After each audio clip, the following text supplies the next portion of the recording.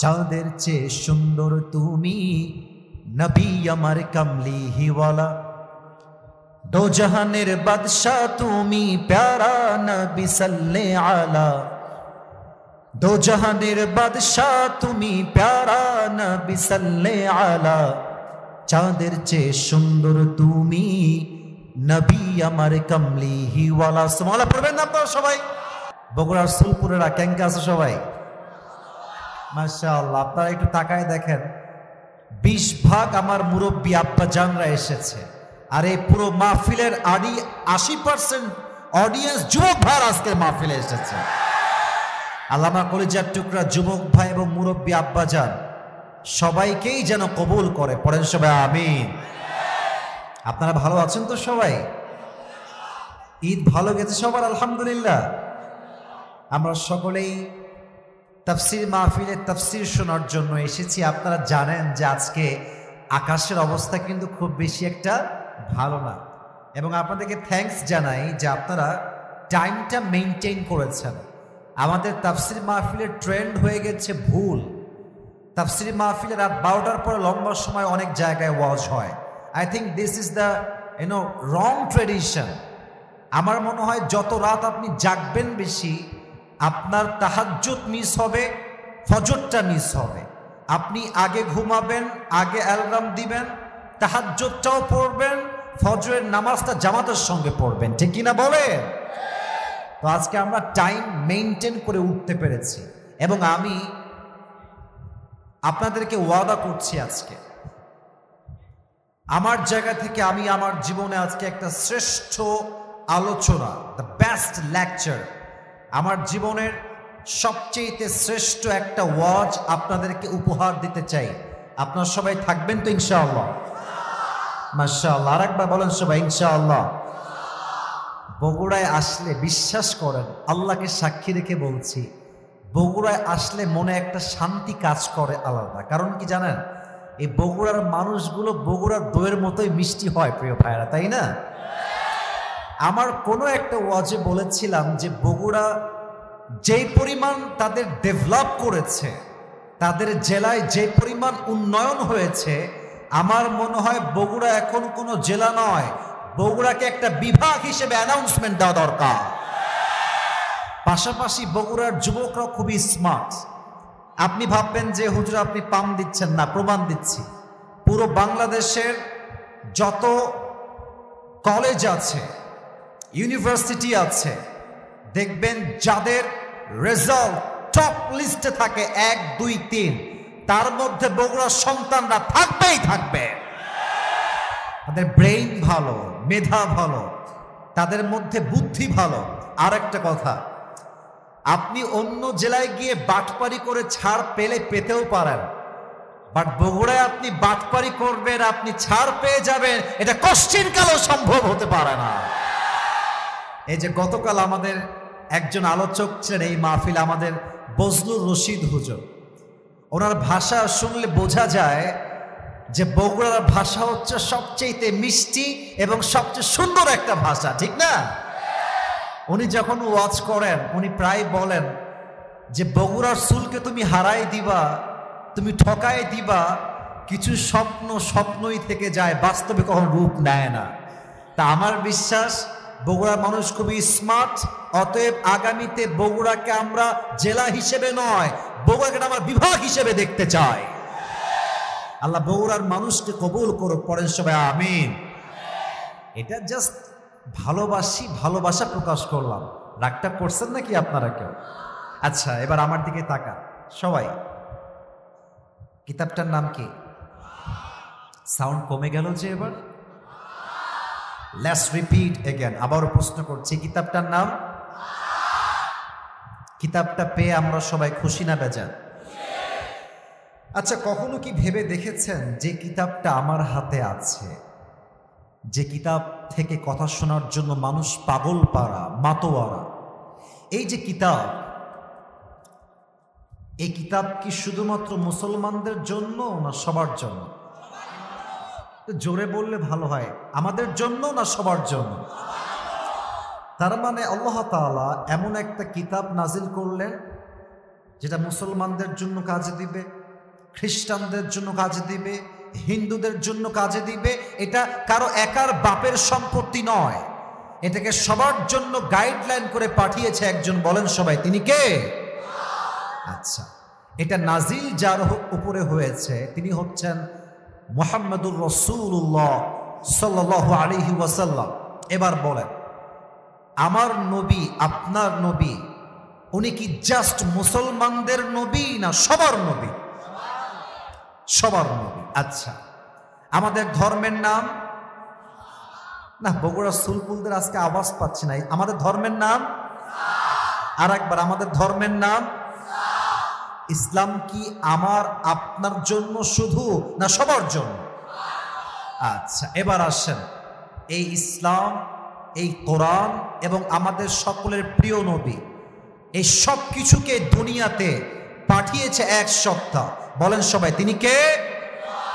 এবার বলেন তো, আল্লাহ কি শুধু মুসলমানদের আল্লাহ না সবার আল্লাহ?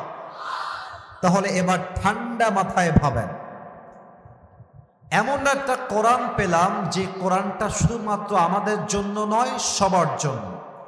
এমন একটা ধর্ম পেলাম যেই ধর্ম জাস্ট আমাদের জন্য নয়, সবার জন্য। এমন এক নবী পেলাম যেই নবী জাস্ট আমাদের নবী নয়, পুরো বিশ্বের সবার জন্য একই মডেল, একই আদর্শ। আমার নবী সবচেয়ে সেরা নবী। সুবহানাল্লাহ পড়বেন না আপনারা? আবার এমন একজন আল্লাহ পেলাম যেই আল্লাহ জাস্ট মুসলমানদের আল্লাহ নয়, তিনি সবার আল্লাহ। এত নিয়ামত পেয়ে আমরা সবাই খুশি না বেজার? এবার আসুন, ভূমিকায় জাস্ট কয়েকটা কথা বলে আমরা মূল তাফসীরে ফিরে যাওয়ার চেষ্টা করি। আমি দেখতে পাচ্ছি এখানে আমার চোখের সামনে, just in front of me, এই সোজাসুজি আমার অনেক মুরব্বীরা আছেন, আমার আব্বাজানরা আছেন। আমি আপনাদেরকে আমার নিজের জায়গা থেকে স্যালিউট জানাই। আপনারা আমার মাথার তাজ, আপনারা আমার কলিজার মানুষ, ভালোবাসার মানুষ। আমি একটা কথা বলতে চাই আপনাদের সবাইকে, মুরব্বীদেরকে বিশেষ করে অ্যাড্রেস করতে চাই। আমার মুরব্বী আব্বাজান যারা এসেছেন একটু কান খাড়া করবেন। আমার মা যারা এসেছেন প্লিজ একটু কান খাড়া করবেন। চায়ের দোকানে একজন মুরব্বী বসে আছে, আর এক মুরব্বী আসছে, এসে বলছে, কি ব্যাপার, কেমন আছো, দিনকাল কেমন যাচ্ছে?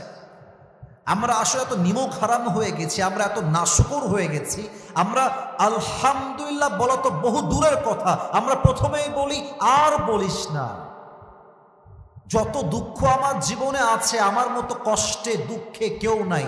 ছেলে খারাপ, বউ খারাপ, আমার মেয়ে খারাপ, বন্ধু খারাপ, ভাই খারাপ, মা খারাপ, বাপ খারাপ, পরিবার খারাপ, আমার জীবনটা ভালো যাচ্ছে না।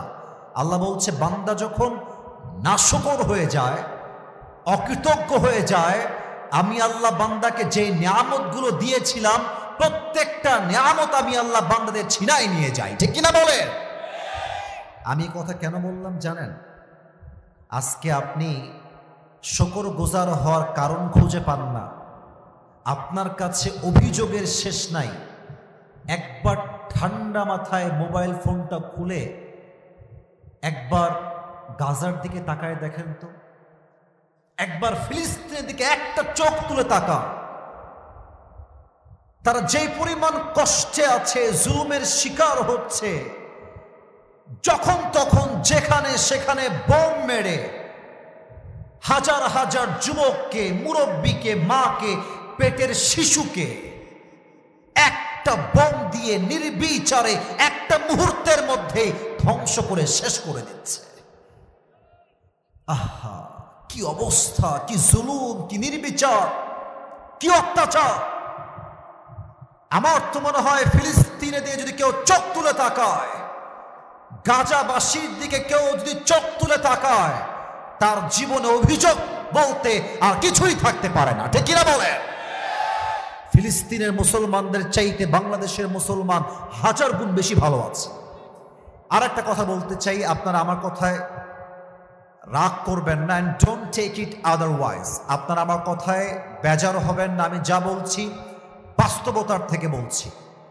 গাজায় যারা অ্যাটাক করছে ইসরায়েলরা অনেক শক্তিশালী দল, তাদের কাছে অস্ত্রের অভাব নাই, অর্থের অভাব নাই, টাকার অভাব নাই। কারণ কি? খুব বুঝবেন আমার কথাগুলোকে, জাস্ট কান দিয়ে নয় মুরব্বীরা ও আমার কলিজার টুকরা যুবক ভাইরা, কান দিয়ে নয় দিল থেকে আমার কথা বোঝার ট্রাই করো। ইসরায়েলের এত নামি দামি ব্র্যান্ড আছে যে ব্র্যান্ডগুলো পুরো বিশ্বে চলে। তাদের যে পরিমাণ প্রোডাক্ট সেল হয়, তাদের ব্র্যান্ডে যে পরিমাণ টাকা পয়সা ইনকাম হয়, এগুলো টাকা দিয়ে তারা মুসলমানদেরকে নির্বিচারে হত্যা করে।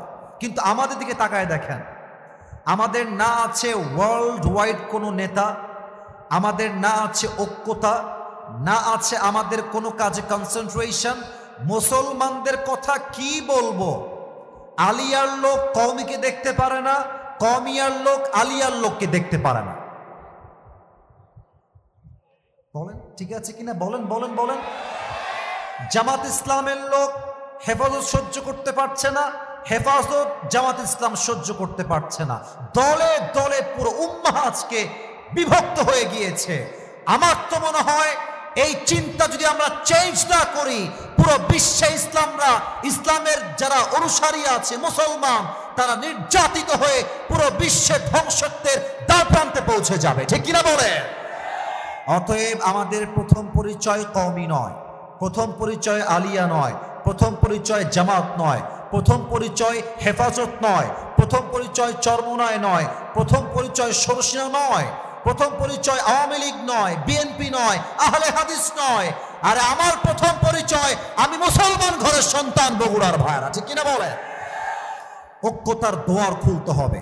এবং আমার মনে হয় যদি আরবের শায়েখদের হুঁশ ফিরে আসে, বিশ্বের মুসলমানদের নেতারা যদি ঐক্যবদ্ধ হয়ে যায়, ইসরায়েলের অস্তিত্ব খুঁজে পাওয়া যাবে না। আমি আজকের মাহফিল থেকে দোয়া করে দেই, আল্লাহ আমার ফিলিস্তিনের ভাইদেরকে হেফাজত করুক। পড়েন সবাই আমিন। আর একটু জোরে বলবেন না আমি? আল্লাহ আমার গাজার কলিজার টুকরা প্রত্যেকটা যুবককে, মুরব্বীকে, মা বোনকে পরিপূর্ণ হেফাজত করুক। পড়েন সবাই আমিন। আচ্ছা, আপনারা যারা এসেছেন আজকে আলোচনা শুনতে, আপনাদের বউ আছে কার কার? একটু হাত তুলেন তো। বউ আছে? আচ্ছা, বউ আছে, হাত নামান। এবার যাদের বউ নাই, সিঙ্গেল যারা, তারা একটু হাত তুলো দেখি বাবুরা। কারো বউ নাই? আমি বিশ্বাস করি না।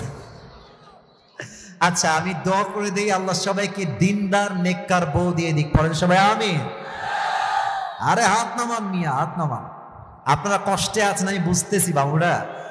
আসলে ঈদ তো গেল, আমরা মানছি ঈদ গেল, বাট যার ঈদে বউ ছিল না, তার ঈদে কোনো আনন্দ ছিল না। যুবক ভাইরা বলো, আব্বারা বোঝে না, খালি বলে নিজের পায়ে দাঁড়া তারপরে বিয়ে করবি। বাট নিজের পায়ে দাঁড়াইতে দাঁড়াইতে যৌবন অর্ধেক চাকাই নষ্ট হয়ে যায়। যুবক ভাই, আল্লাহ আমার আব্বা জানদেরকে বোঝার তৌফিক দান করে। পড়েন সবাই আমিন। আমরা তিনটে তাকবীর দিব, তাকবীর শেষ হবে।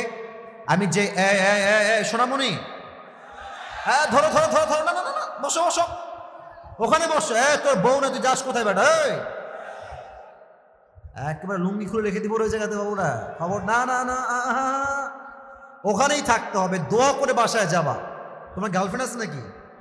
খবরদার, বউ নাই, কেউ নাই, ওয়াজ ছাড়া আমার জীবনে কোনো গতিই নাই। ঠিক কিনা বলেন? কেউ যদি উঠে যায় আমাকে আপনার ডাক দিবেন। ওয়াজ দোয়া না করে উঠে যাওয়া যাবে না। ঠিক কিনা? তিনটা তাকবীর দিয়ে তাফসীর শুরু হবে। প্রথম তাকবীর দিবেন আমার প্রিয় বিবাহিত ভাই যারা এসেছেন তারা।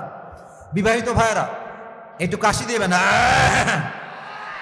আরে ভাই, আপনারা আমার পক্ষের লোক, একটু জোরে কাশি দেন। দেখা যাক নাম্বার কারা কত বেশি পায়। প্রথম তাকবীর বিবাহিতরা দিবেন, সিঙ্গেলরা কিপ কোয়াইট, স্টপ, চুপ থাকবেন। বিবাহিত ভাইরা নারায়ে তাকবীর। Amazingly appreciated. আপনারা নাম্বার পেয়েছেন 72 দিলাম। যান, এটা ইনসাফ ভিত্তিক নাম্বার দিয়েছি। এবার আমার সিঙ্গেল যুবকদের পালা। খুব চালাক তোমরা। আচ্ছা সিঙ্গেল ভাই একটা কাশি দেন, দেখা যাক তারা কত নাম্বার পায়। সিঙ্গেল ভাইদের পালা এবার। বিবাহিত ভাইরা চুপ থাকবেন, সিঙ্গেলরা তাকবীর দিবেন। লিল্লাহি তাকবীর। বিবাহিত ভাইরা আমাকে মাফ করে দিবেন। আজকে আমার সিঙ্গেল ভাইরা মাশাআল্লাহ 85 নাম্বার পেয়ে পাস করেছে, ঠিক কিনা বলে? তো যাই হোক, যা হওয়ার হয়ে গেছে। এবার আমরা সবাই মিলে জাস্ট শেষ একটা তাকবীর দিব, তাফসীর এরপরে শুরু হবে। সবাই মিলে, কোনো ভাগাভাগি নাই। আরে বগুড়ার সন্তান যখন আওয়াজ দেয়, আমি খুব চোখে দেখেছি। আমার ভাই আবু তাহের ভাই সাক্ষী, আমি আগেও এসেছিলাম।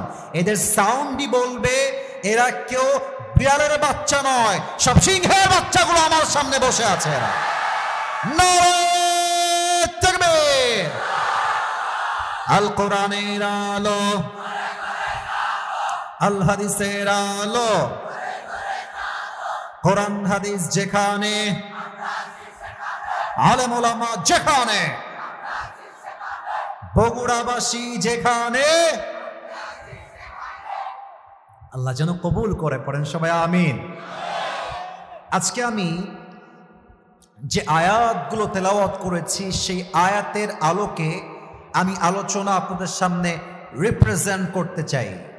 আমি জাস্ট শুরুতেই আলোচনাকে সহজ করবার জন্য ওয়াজের আমি মূল টাইটেল বলবো, সেন্ট্রাল থিম, সাবজেক্ট ম্যাটার, মূল আলোচ্য বিষয়। আজকে আমাদের আলোচনার মূল বিষয়বস্তু হচ্ছে নবীজির জীবনের 3টা বিষয়। লুক অ্যাট মাই 3 ফিঙ্গার্স, আমার 3টা আঙ্গুল দেখবেন, and you have to answer me very loudly. বলেন তো নবীর জীবনের কয়টা বিষয়? ক্যামেরা রেকর্ড হচ্ছে, আসতে বললে হবে না, সম্মান নষ্ট হবে তো, জোরে কর না, কয়টা বিষয়? Number 1, how was the prophet look like? আমার নবীজির চেহারা কেমন ছিল জানতে মনে চায় না সবার? আমার নবী দেখতে কেমন ছিলেন জানতে মনে চায় না সবার? সো ফার্স্ট অফ অল আমরা কথা বলবো নবীর চেহারা দেখতে কেমন ছিল। Number 2, what is the status of last Messenger Muhammad সাল্লাল্লাহু আলাইহি ওয়াসাল্লাম ইন ইসলাম? নবীর সম্মান ইসলামে কত বেশি, তার মর্যাদা, তার স্ট্যাটাস, তার র্যাঙ্ক, তার পজিশন, তার সম্মান কত বেশি জানতে মনে চায় না সবার? আর একটা জোরে জানতে মনে চায় না সবার? 2 নাম্বার। 3 নাম্বার হচ্ছে how was the ideal of last Messenger? আমার নবীর আদর্শ কেমন ছিল? নবী কেমন আদর্শ বিলং করতেন? আমাদের সমাজে কোন আদর্শ আমরা বিলং করব? নবীর আদর্শ থেকে আমাদের শিক্ষা কি? এই 3টা বিষয়ে ওয়াচ করব। এবার সবার হৃদয়ে লিখে দিতে চাই, আমি বলবো, এরপরে আপনারা বলবেন। 1 নম্বরে নবীজির চেহারা। বগুড়ার ভাইরা আমাকে উত্তর দেন। 1 নম্বরে, আর একটু জোরে, নবীজির। 2 নম্বরে নবীজির সম্মান। 2 নম্বরে। 3 নম্বরটা বাঘের মতো কণ্ঠে আওয়াজ চাই। 3 নম্বর হচ্ছে নবীর জীবনের আদর্শ। 3 নম্বর। 3টা বিষয় আজকে আলোচনা হবে। ফার্স্ট অফ অল, নবীজি দেখতে কেমন ছিলেন? নবীজির দেহ ছিল একটা সুঠাম দেহ, দেখতে ছিলেন স্ট্রং, পাওয়ারফুল, এনার্জেটিক ম্যান। আল্লাহর হাবিব নিজেই বলতেন, আমার ডান হাতের কবজির ভেতরে আল্লাহ তাআলা জান্নাতি 40 জন পুরুষের শক্তি ঢুকাই দিয়েছে। সুবহানাল্লাহ। নবীজির হাতের তালু কেমন ছিল? কানা কাফুহু আলিয়ানু মিনা দিবাজ, ইট ওয়াজ সফটার দ্যান সিল্ক। নবীর হাতের তালু ছিল রেশমের চাইতে বেশি মোলায়েম, বেশি নরম। সুবহানাল্লাহ পড়বেন না? আচ্ছা মুরব্বী, একটু হ্যান্ড স্লিপ করবো, মুসাফা একটু হাত দিবেন। দেখা যায়? বলেন না, দেখা যায়? একজন সাহাবী এসে নবীকে সালাম দিতেন, নবীজি হাত বাড়াতেন, এমনি মুসাফা হতো। তো নবীর হাতের তালুটা এত নরম আর এত মোলায়েম ছিল যে সাহাবী একবার হাত ধরতো মুসাফার জন্য, এত নরম আর মোলায়েম হাত ওই সাহাবী কখনো হটাইতেই চাইতো না। সুবহানাল্লাহ পড়বেন না? আল্লাহর হাবিব বলতেন, আমি বুঝতাম সাহাবায়ে কেরাম হাতকে বড্ড ভালোবাসে, আমার হাত ধরতে বড্ড পছন্দ করে। এজন্য যখন কোনো সাহাবী নবীর হাত ধরতেন, ওই সাহাবী হাত হটিয়ে না নেওয়া পর্যন্ত নবী তার নিজের হাত কখনো আগ বাড়িয়ে হটিয়ে নিতেন না। সুবহানাল্লাহ। হাতের তালু ছিল সফটওয়্যার দেন সিল্ক, রেশমের চাইতে বেশি মোলায়েম। 2 নাম্বার, নবীর হাইট কেমন ছিল? লম্বা। আল্লাহর হাবিব বলেছেন সাল্লাল্লাহু আলাইহি ওয়াসাল্লাম, হাদিসে আসছে, কানা রাবাআতাম মিনাল কওম লাইসা বিতাওয়িল ওয়ালা বিলকাসীর। The prophet was medium of height, neither tall nor short. আমার নবী দেখতে খুব বেশি তাল গাছের মতো লম্বা নয়, আমার নবী আবার গুঠুও নয়। আমার নবী হচ্ছেন একজন মাঝারি গঠনের মানুষ।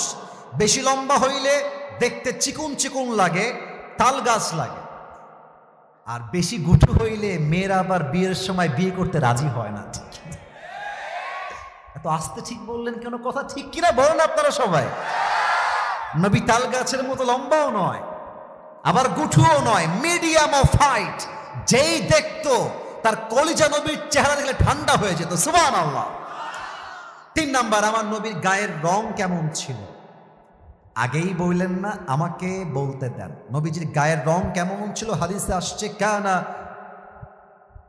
আযহারাল লাওন। আচ্ছা, আগে একটা এক্সাম্পল দেই। মুরব্বীরা, এই কথাটা আপনারা রাগ করবেন না। আমি কেন বলছি? কারণ এক্সাম্পল যেটা দিব এখন, যদি আপনি আমার উদাহরণটা না বোঝেন, এটা আপনার মাইন্ডে লাগতে পারে। আর বগুড়ার মানুষের কাছে উল্টা পাল্টা করলে কোনো ছাড় পাওয়া যায় না। ঠিক কিনা বলে? আগেই মাফ চাচ্ছি, আমার কোনো বাজে উদ্দেশ্য নেই এই উদাহরণটা দেওয়ার ব্যাপারে। 2টা দেশের নাম বলবো। এক হচ্ছে পাকিস্তান, নাম শুনছেন? কথা না বললে বুঝি কেমন? নাম শুনছেন আপনারা? আচ্ছা। অস্ট্রেলিয়া, নাম শুনেছেন? আচ্ছা, আপনাকে আমি 2টা অপশন দিব। এক, অস্ট্রেলিয়ার একজন মেয়েকে আপনার জন্য পাত্রী হিসেবে দিব, যে দেখতে সাদা সুন্দর। প্লিজ পয়েন্টটা বুঝবেন, পয়েন্টটা বুঝবেন। দেখতে সাদা সুন্দর, পুরো চামড়াই হচ্ছে ধবধবে সাদা, জাস্ট সাদা সুন্দরী। আর একটা হচ্ছে পাকিস্তানি মেয়ে আপনাকে আমি পাত্রী হিসেবে দিব, জাস্ট টু গেট ম্যারিড, বিয়ের জন্য। যেই মেয়েটা শুধুমাত্র সাদা সুন্দরী নয়, বরং সে লাবণ্যময় সুন্দরী। প্লিজ খারাপভাবে নেবেন না, জাস্ট আমাকে বলেন, আপনি একজন পুরুষ হিসেবে সাদা চামড়ার মেয়েকে বিয়ে করবেন না লাবণ্যময় চেহারার মেয়েকে বিয়ে করবেন? লাবণ্যময়। That is my point. আমার নবী দেখতে ফর্সা ছিলেন, বাট সাদা সুন্দর নয়। আমার নবীর গায়ের চামড়ার রং ছিল লাবণ্যময় সুন্দর। সুবহানাল্লাহ। অনেকে বলে সাইয়েদনা ইউসুফ আলাইহিস সালামের চেয়ে নবীর চেয়ে বেশি সুন্দর চো? না না, আল্লাহর হাবিব বলতেন, আনা মালিহুন ওয়া আখি ইউসুফ সাবিহুন। আমার ভাই ইউসুফ হচ্ছে সাদা সুন্দর, আর আমি নবী হলাম লাবণ্যময় সুন্দর। এবার উত্তর আপনার হাতে, সাদা সুন্দর বেশি সুন্দর না লাবণ্যময় সুন্দর বেশি সুন্দর? আমার নবী ছিলেন লাবণ্যময় সুন্দর চেহারার মানুষ। সুবহানাল্লাহ পড়বেন না আপনারা? এবার একটু আমার দিকে দেখবেন, আমি টুপি খুলবো না, জাস্ট ইঙ্গিত দিয়ে বোঝাবো। এটা আমার মাথায় কি? চুল। চুল বলো, সেটার নাম কি? আল্লাহর নবীর চুল কেমন ছিল? এই যুবক যারা এসেছো, বোঝার চেষ্টা করিল। 3টা কাটিং ছিল। কয়টা? ভাই আপনারা আওয়াজ তো কম কেন ভাই? কয়টা? 1, কানের ঠিক এই বরাবর, কানের লতি বরাবর, এবং ঠিক কাঁধ বরাবর। এবং যেটা কাঁধ বরাবর ছিল, ও ইলা মানকিবাইহি, এই কাঁধ বরাবর চুলের নাম হচ্ছে বাবরি কাটিং। কি কাটিং? আজকালকার যুবকরা কাটে কেমনে চুল জানেন? মুরব্বীরা একটু খেয়াল করবেন, দেখেন মিলে কিনা। দেখবেন ডান পাশের চুল নাই, বাম পাশের চুল নাই, আর মাঝখানে দেখবেন সজারুর মতো লম্বা লম্বা খাড়া খাড়া চুল। এটার নাম দিয়েছে আমি ঘোড়া কাটিং। এবং আমার আফসোস, আমার কষ্ট লাগে যুবক ভাইরা এই কথা বলতে, আমি লজ্জা পাই। মুরব্বীরা, অনেক মেয়েরা আজকে মাহফিলে আসছেন, বেশিরভাগ মেয়েদের চরিত্রবান যুবক পছন্দ হয় না, সমস্ত টিকটকার গাঞ্জাখোরই বেশিরভাগ মেয়েদের পছন্দ হয়। অতএব আজ থেকে আমাদের চুল হবে হয় নবীজির সুন্নাহ অনুযায়ী অথবা বাবরি কাটিং, ঠিক কিনা বলে? এবার দেখেন তো আমার হাতে এইটা কি, এই যে ভাইয়েরা উত্তর জোরে দিয়েছেন, আপনারা আস্তে দিয়েছেন, এটার নাম কি? আচ্ছা একটু পেছনে যায়, আমাকে একটু রিভিউ দিবেন। পাম্পটি চাচ্ছি না, পাম্পটি না, যা মনে আসবে সত্যটাই বলবেন। আমি আসিফ হুজুর, আমার বয়স যতই হোক আমি তো যুবক ছেলে। আচ্ছা আমি কি চাইলে এই পুরো দাড়িটা, এখানে আলেম ওলামাও আছেন, মাদ্রাসার ছাত্ররাও আছো, আমার হুজুররাও আছেন, উইথ ডিউ রেসপেক্ট, আমি একজন হাফেজ, আমি একজন মাদ্রাসা ব্যাকগ্রাউন্ডের ছেলে, জেনারেল পড়াশোনা আমি করেছি। আচ্ছা এই দাড়ি যদি আমি ক্লিন শেপ করতে চাই, করতে তো পারি, কিন্তু আমি যে দাড়ি রেখে দিয়েছি লম্বা চাপ দাড়ি, আমাকে দেখতে কি অসুন্দর লাগতেছে? এই তো উত্তরটা মন থেকে দিয়েছেন। আরে ভাই অনেক মেয়ে আছে দেখবেন দাড়িওয়ালা ছেলেকে পছন্দ করতে চায় না। ডানের ভাইরা ঠিক বললেন না কেন? আমার কথা ঠিক আছে কিনা বলেন? আপনাকে একটা কথা বলে দিয়ে যাই, মাইন্ড করবে না, বগুড়ার সন্তান তো আপনি, আরে যা বলবেন কাট টু কাট কথা। বগুড়ার মানুষের কাছে মুনাফিকের স্বভাব তো নয়। মেয়ে দেখতে গেছেন বিয়ে করার জন্য, পাত্রী মাশাআল্লাহ জাস্ট লুকিং লাইক আ ওয়াও, ভালো মেয়েটা, ভালো মোটামুটি দেখতে সুন্দরী আছে। মুরব্বী আমার কথা কিন্তু বুঝতে হবে আপনাকে, আমি কিন্তু হাদিসের বাইরে না, আমার কথা বোঝেন, দেখবেন পয়েন্ট আমি কি বলতেছি। এখন মেয়েটা আপনাকে বলছে মাশাআল্লাহ আপনার চাকরি ঠিকঠাক, বাড়িও ঠিকঠাক, ফ্যামিলিও ঠিকঠাক, ভাইয়া আপনার দাড়িটা আমার পছন্দ হচ্ছে না। এখন আপনি তো বগুড়ার ছেলে, সবাই অভদ্র হলে তো আমরা অভদ্র হতে পারি না, আমার সামনের লোক বেয়াদব হলে তো আমি বেয়াদবি করতে পারি না, আমি ভদ্র করার সন্তান তো, ঠিক না বলে? আপনি কি করবেন? আপনি বলবেন যে ও আচ্ছা আপু আপনার দাড়ি পছন্দ না তাই না? জি জি ভাই আমার দাড়ি পছন্দ না। তো আপু যদি একটু সাইডে আসতেন, 1 মিনিট কথা বলতাম, একটু কথা বলবো, just for 1 minute, 1 minute please. তো আপু যখন সাইডে আসবে, আপুকে বলবেন যে আপু আপনার কি দাড়ি সত্যি পছন্দ না? তো বলবে যে না না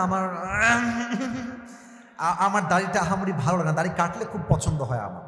তা আপনি বলবেন যে আপু মাইন্ড করবেন না, একটা সত্য কথা বলি, সাজেশন দেই ভাই হিসেবে, আপনার মতো মেয়ের জন্য আমার মতো দাড়িওয়ালা বীর পুরুষ পারফেক্ট হবে না, আপনার মতো মেয়ের জন্য বিটিএস এর হিজড়া ছাড়া সেকেন্ড কোনো অপশন আমার কাছে না। সোজা কথা, ক্রিস্টাল ক্লিয়ার কথা, যেই মেয়ে দাড়ির জন্য বিয়ে করতে চায় না সে আমার বাড়ির বউ হওয়ার যোগ্যতাই তো রাখে না বগুড়ার ভাই। এবার বলেন তো আমার নবীর মুখে লম্বা লম্বা চাপ দাড়ি ছিল নাকি ছিল না? আমার নবীর মতো সুন্দর এই তল্লাটে দ্বিতীয় আর কেউ কি হতে পারে? চাঁদের চেয়ে সুন্দর তুমি, নবী আমার কামলি হিওয়ালা, দো জাহানের বাদশাহ তুমি, প্যারা নবী সাল্লে আলা, দো জাহানের বাদশাহ তুমি, প্যারা নবী সাল্লে আলা, চাঁদের চেয়ে সুন্দর তুমি, নবী আমার কামলি হিওয়ালা। সুবহানাল্লাহ পড়বেন না আপনারা সবাই? এবার উত্তর চাই, শেষ সাবজেক্ট অর্থাৎ প্রথম সাবজেক্টের শেষ কথার উত্তর চাই। যে হাদিসগুলো শুনলাম শর্টকাটে, বগুড়ার ভাইরা কি বুঝলেন? আমার নবীর চেহারা কি কম সুন্দর না অনেক বেশি সুন্দর? আমার নবী কি দেখতে সাধারণ না অসাধারণ? সেই নবীর উম্মত হতে পেরে আমরা সবাই খুশি না বেজা? একবার দিল খুলে পড়েন সবাই মিলে আলহামদুলিল্লাহ।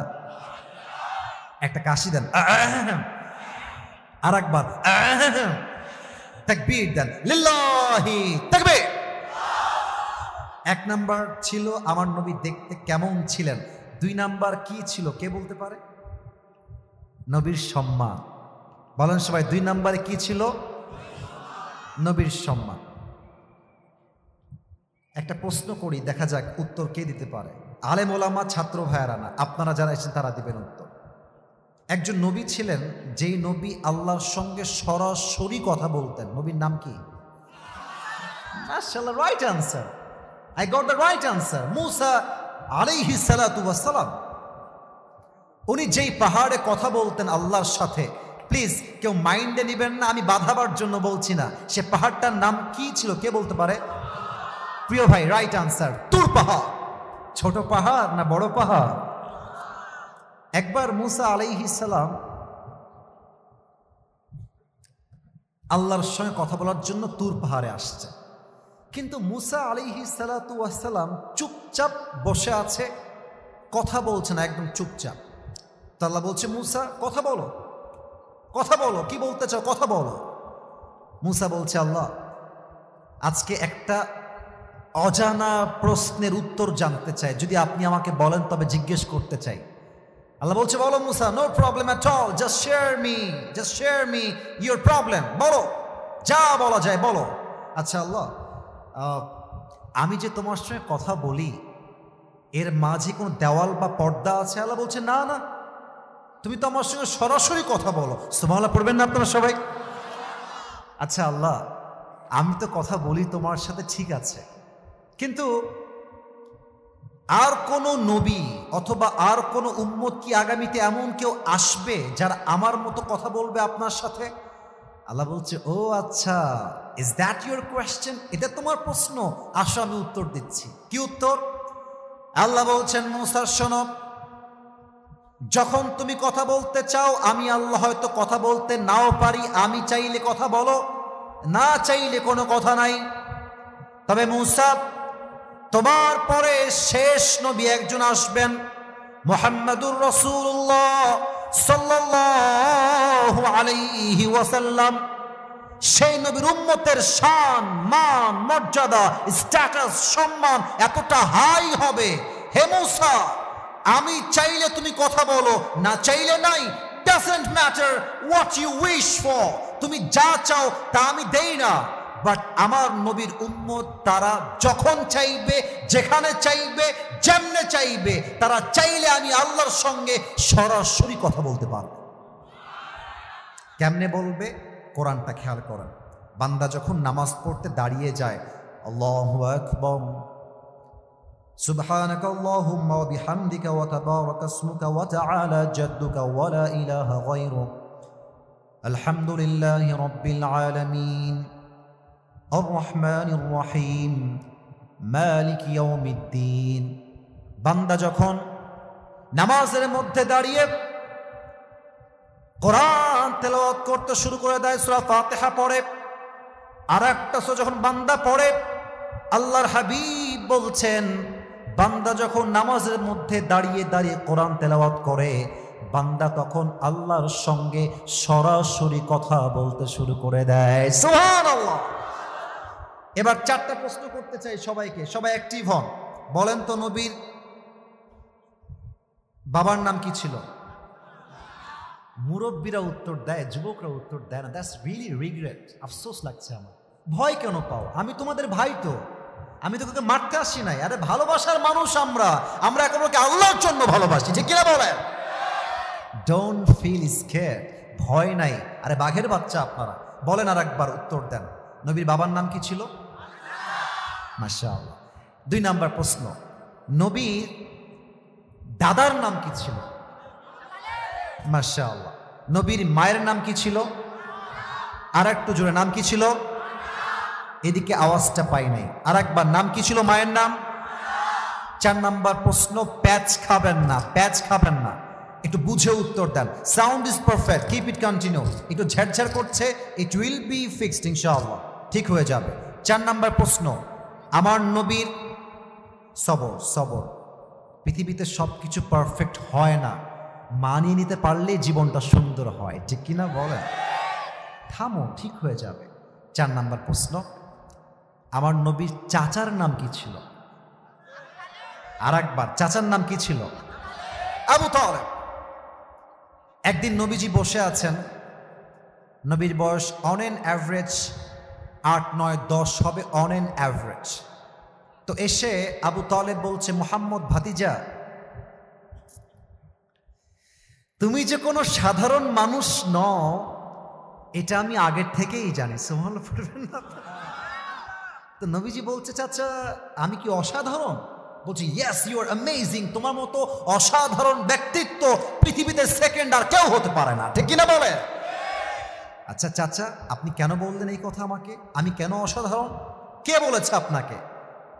বলছে তোমার মা আমাকে বলে গিয়েছে আমার গর্ভের সন্তান মুহাম্মদ এটা কোনো সাধারণ মানুষ নয়, এটা এক মহামানব। সুবহানাল্লাহ পড়েন। তো চাচা মা আপনাকে কি বলেছে আমাকে বলেন তো চাচা, কি বলেছে আপনাকে মা? বলছে মুহাম্মদ যখন তুমি তোমার মায়ের গর্ভে এসেছিলে, একটা মা যখন প্রেগনেন্ট হয়, গর্ভবতী হয়, 10 মাস 10 দিন তার পেটে এত ব্যথা হয়, কষ্ট হয়, যন্ত্রণা হয় যে মা পেটের ব্যথার যন্ত্রণায় ভাত খেতে পারে না, চলতে পারে না, ঘুমাইতে পারে না। বাট মুহাম্মদ তুমি তোমার মায়ের পেটে 10 মাস 10 দিন ছিলে, তোমার মা একটা দিনের জন্য পেটে কোনো ব্যথা অনুভব করে নাই। সুবহানাল্লাহ পড়বেন না? চাচা আর কি শুনেছেন আমাকে বলেন। চাচা বলছে মুহাম্মদ, এই যে কে এই জুব্বাওয়ালা কে ভাই? ভাই এটা কিন্তু ঠিক না। উঠে যাচ্ছেন নাকি না বসতেছেন? যে কোনো একটা, উঠে যাওয়া যাবে না। আমাদের যেই পরিমাণ লোক এখন আছে, আমি তো ফর্ম দিয়ে আসছি যে ভাই 1 ঘন্টার বেশি ওয়াজ হবে না, 1 ঘন্টা হতে মাত্র 15 মিনিট বাকি আছে। তবে সব জায়গায় নিয়ম দিয়ে হয় না, মাঝে মাঝে ভালোবাসা দিয়েও তো হিসাব করতে হয়, ঠিকই না? আসছি 10টা 20-এ, এখন বাজে 11টা প্রায় 15। আরে ভাই আজকে টাইম দিয়ে হিসাব হবে না, আজকে ভালোবাসা দিয়ে হিসাব হবে। তাকবীর দেন, লিল্লাহি তাকবীর। মুহাম্মদ যখন তুমি তোমার মায়ের গর্ভে ছিলে, তোমার মা তোমাকে নিয়ে কুয়ার থেকে পানি আনতে এসেছে। কুয়া পানি আনতে কুয়ার থেকে 2টা জিনিস লাগে, এক হচ্ছে রশি, আর 1 নাম্বার কি বলেন দেখি? বালতি। রশি আর বালতি।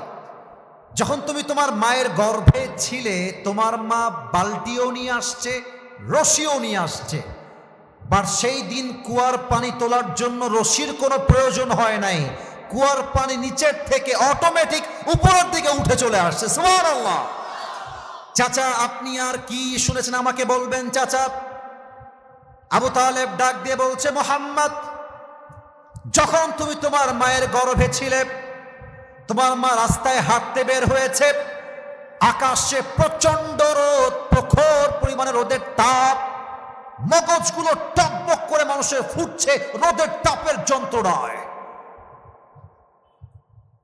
বাট তুমি তোমার মায়ের গর্ভে যখন আছো, তোমার মা যখন বাহিরে বের হয়েছে, সমস্ত রোদ দূর হয়ে একটা ছায়া এসে, একটা মেঘ এসে তোমার মাকে ছায়া দেওয়া শুরু করে দিয়েছে। সুবহানাল্লাহ।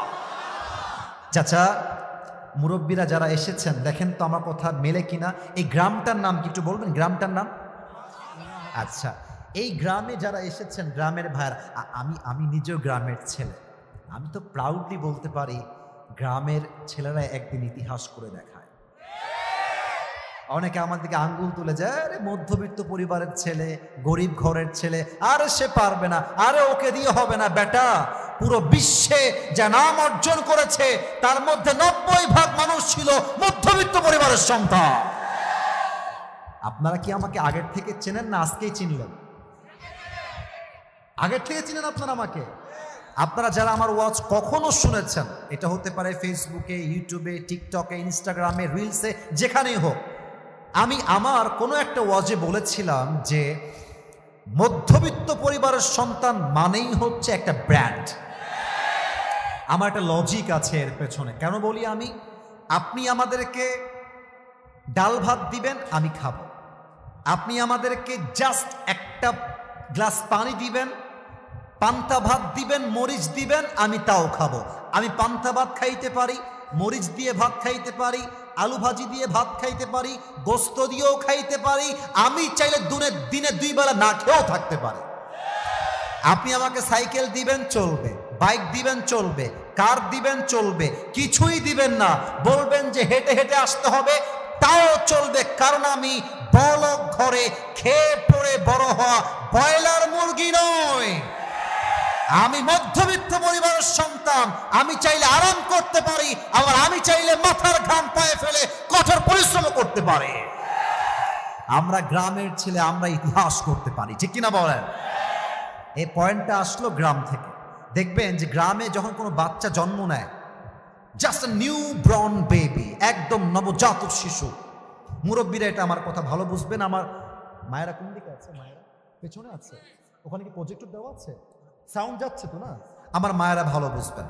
দেখবেন বাচ্চা যে ঘরে জন্মগ্রহণ করে, দেখবেন যে বাচ্চা জন্মগ্রহণ করার পরে ডেলিভারি হওয়ার পরে পুরো ঘরটা বাচ্চা জন্ম নেওয়ার জন্য দুর্গন্ধ হয়ে যায়। বাচ্চা ডেলিভারি হওয়ার পরে ঘরটা দুর্গন্ধ হয়ে যায়, যেই ঘরে বাচ্চার ডেলিভারি হয়।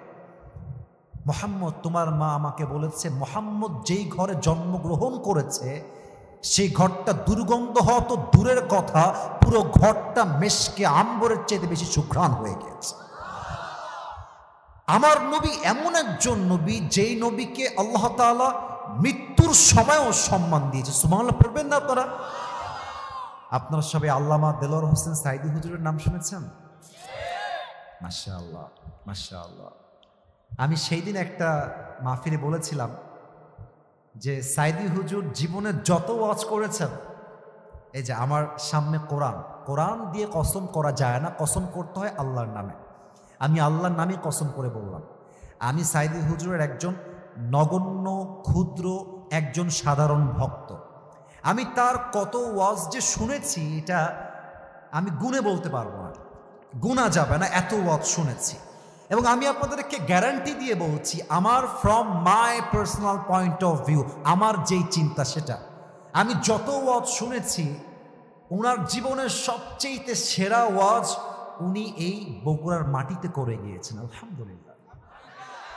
মনে করবেন আসিফ হুজুর বানাই বললো না, সার্চ করবেন, আপনি জাস্ট লিখবেন বগুড়ায় সাইদি হুজুর ঐতিহাসিক মাহফিল, আরে ওয়াজ শুনবেন, মনে হবে যে এটা জাস্ট ওয়াজ নয়, মনে হবে একটা মানুষ জাস্ট মণিমুক্তা দিয়ে মানুষগুলোকে ভরপুর করে দিচ্ছে। ঠিক কিনা বলে?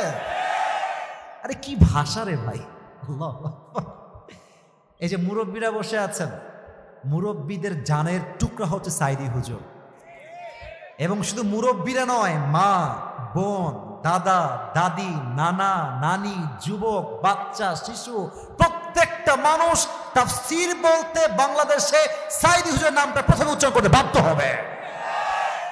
সেদিন বাসায় বসেছিলাম, মাঝে মাঝে ওয়াচ করে গেলে তো একটু বিরক্ত লাগে, একটু টায়ার্ড ফিল হয়, তো মাঝে মাঝে ইউটিউবে ঢুকি। টু বি অনেস্ট, আমি ইউটিউব চালাই ওয়াচ শুনি কাজের জন্য। It's not like I West my time. মাশাআল্লাহ, আলহামদুলিল্লাহ, আমি এগুলোতে খুবই কম যাই, টাইম ওয়েস্ট খুব ট্রাই করি বাঁচার জন্য।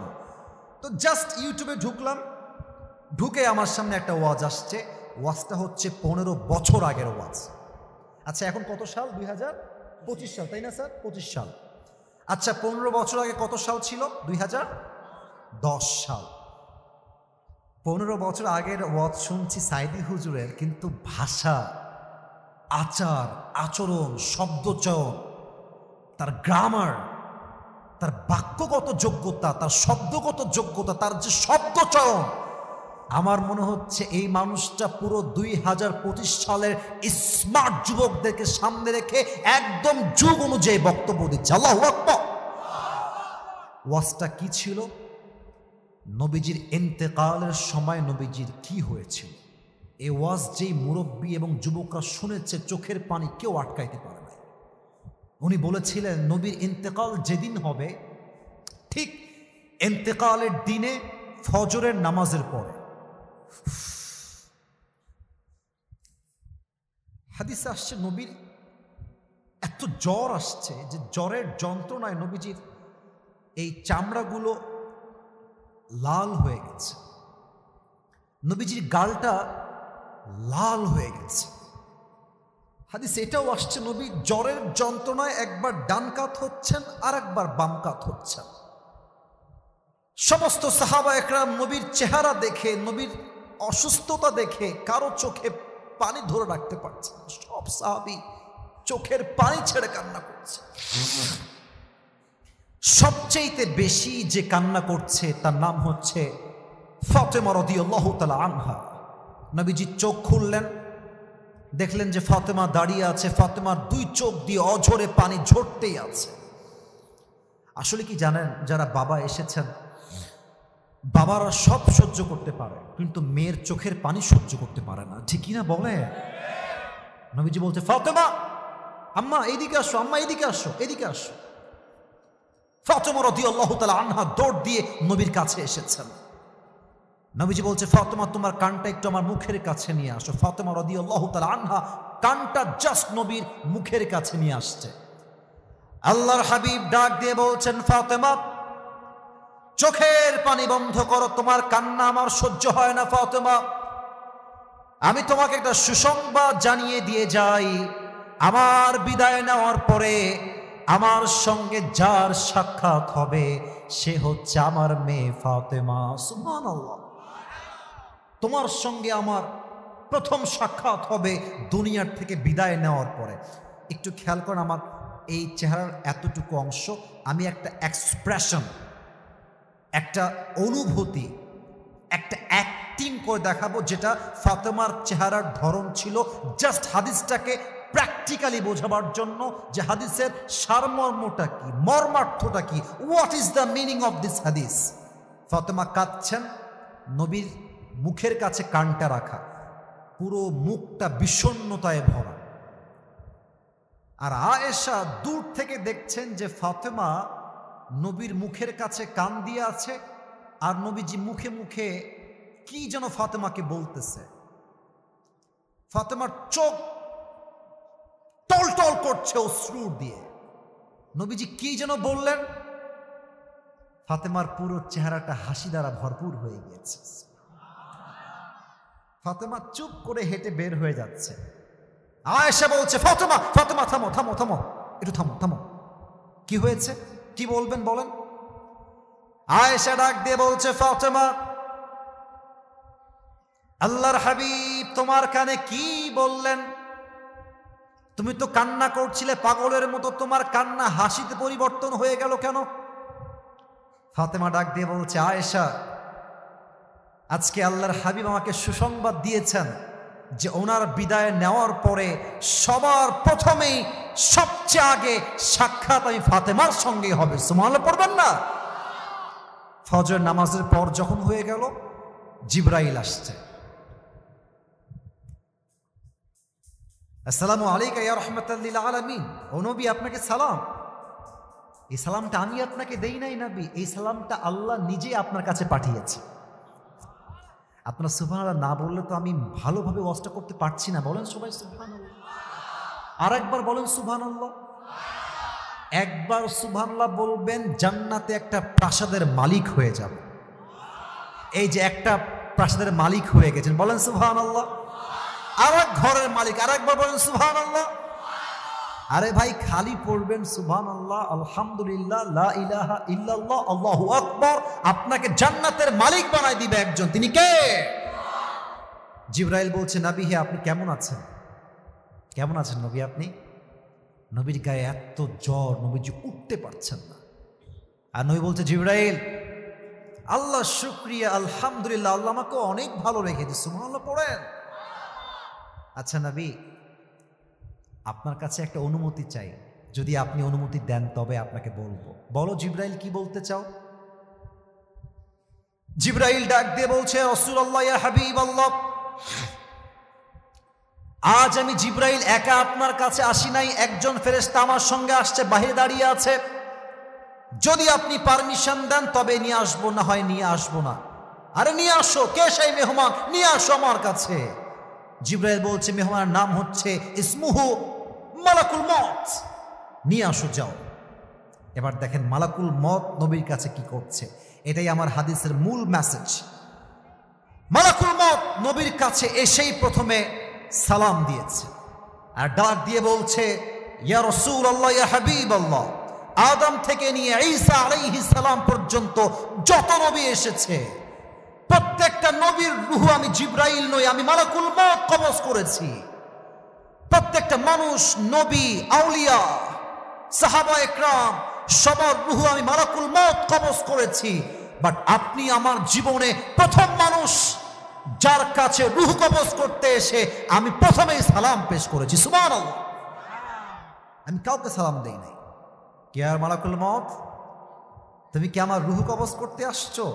বলছি ইয়েস রাসূল, হে রাসূল, আল্লাহ আমাকে আপনার কাছে পাঠিয়েছে। তবে আল্লাহ আমাকে কি বলেছে রাসূল? আল্লাহ আমাকে বলেছেন যে, এই মালাকুল মত খবরদার, এটা আমার হাবিব, কোনো বেয়াদবি করবি না। নবীর কাছে যাবি, সালাম দিবি, নবীকে আগে বলবি যে নবী আপনি কি যেতে চান না থাকতে চান? যদি আপনি যেতে চান তবে আপনাকে নিয়ে যাব, যদি আপনি থাকতে চান আপনাকে রেখেই আমি এখান থেকে বিদায় হয়ে যাব। আচ্ছা, আপনার নাম কি? সাদা কালো পাঞ্জাবি মনে হয়। কি আপনার নাম কি ভাই? হ্যাঁ, সালিম রেজা। আর যে মোবাইল, আপনার নাম কি ভাই? শাওন। ধমক দেওয়ার জন্য নয়, এক্সাম্পল দিব। এখানে 2 জন যুবক বসে আছে আর এখানে আরো 8 জন, 10 জন মিলে পরামর্শ করছে সকালবেলা যে বন্ধু ঈদ তো চলেই গেল, কোথাও তো ঘুরলাম না, চল এবার আমরা কক্সবাজার ঘুরে আসি। তো দেখবেন যে যার ঘনিষ্ঠ বন্ধু সে তার দিকে তাকায়, কি রে এই সালিম তুই যাবি? বন্ধু তুই যাবি কি কক্সবাজার? যদি বেস্ট ফ্রেন্ড বলে আমি যাব, দেখবেন আর এক বন্ধু বলে আমিও যাব। সবাই তার বেস্ট ফ্রেন্ডকে ফলো করে। তো আল্লাহ রসুলের সবচেয়ে কাছের বন্ধুর নাম ছিল জিবরাইল আলাইহিস সালাম। সুবহানাল্লাহ পড়বেন না আপনারা? তা আমি চশমাটা খুললাম, আমি চোখের এক্সপ্রেশন বোঝাতে চাই। আল্লাহ রসুল জ্বরে আক্রান্ত, চেহারা লাল টকটকে হয়ে গেছে জ্বরের যন্ত্রণায়, মাথায় প্রচন্ড ব্যথা। মালাকুল মওত বলছে, হে আল্লাহ রসুল আপনাকে নেওয়ার জন্য এসেছি, আপনি যাবেন কিনা আমাকে বলেন। আল্লাহ রসুল চোখটা ওই দিক থেকে ঘুরিয়ে জিবরাইলের দিকে, জিবরাইল তুমি কি বলো, কি করব বলো। এই কথা জিজ্ঞেস করার পরে জিবরাইলের মাথাটা নিচু হয়ে গেছে।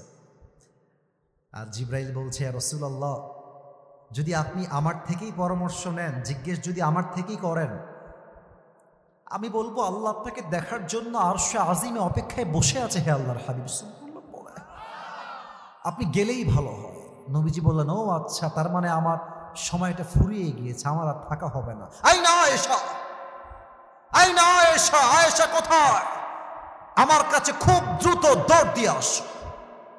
আয়েশা রাদিয়াল্লাহু তাআলা আনহা দৌড় দিয়ে আসছেন, ডাক দিয়ে বলছেন, মা লাকা ইয়া রাসূলুল্লাহ, মা লাকা ইয়া হাবিবাল্লাহ, হে রাসূল কি হয়েছে, কি লাগবে আপনার, আমাকে বলেন, আপনি যা বলবেন আমি তাই করতেই বাধ্য। আয়েশা বসো।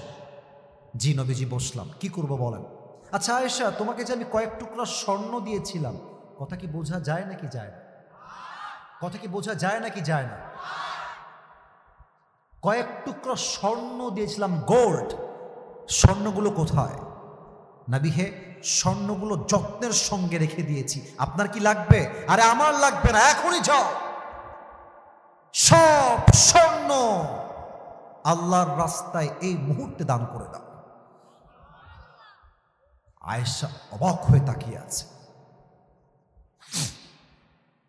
ইয়া রাসূলুল্লাহ, শেষ সম্পদটাই হচ্ছে কয়েক টুকরা স্বর্ণ, আর কিছুই তো আমাদের কাছে নাই, এটা থাক না, ইন ফিউচার কাজে আসবে, আমার জন্য, ফাতেমার জন্য, আলীর জন্য, ফ্যামিলির জন্য কাজে দিবে, থাক না। আল্লাহর হাবিব ডাক দিয়ে বলছেন, আয়েশা সব স্বর্ণ আল্লাহর রাস্তায় দান করে দাও। আমি যখন আল্লাহর সঙ্গে সাক্ষাৎ করব, আমি ডাক দিয়ে বলবো, আল্লাহ দুনিয়াতে গিয়েছিলাম খালি হাতে, আজ তোমার কাছে ফেরত আসছিও আমি খালি হাতে। সুবহানাল্লাহ, সব স্বর্ণ দান করে দেওয়া হলো। মালাকুল মওত যখন রূহ কবজ করতে আসবে, নবীজি জীবনে শেষ মুহূর্তে 2টা শব্দ বললেন, আসসালাত আসসালাত আসসালাত আসসালাত আসসালাত ওয়া মা মালাকাত আইমানুকুম। উম্মতেরা, জীবনের সব ছেড়ে দিও, বাট বেঁচে থাকতে নামাজটাকে ছেড়ে দিও না, নামাজকে ছেড়ে দিও না, নামাজকে ছেড়ে দিও না। ঠিক কিনা বলে? রাত বাজে 11:30। অনেকে বাসায় যাবে, রাগ করবেন না, অনেকে এশারের নামাজটাও পড়ে নাই,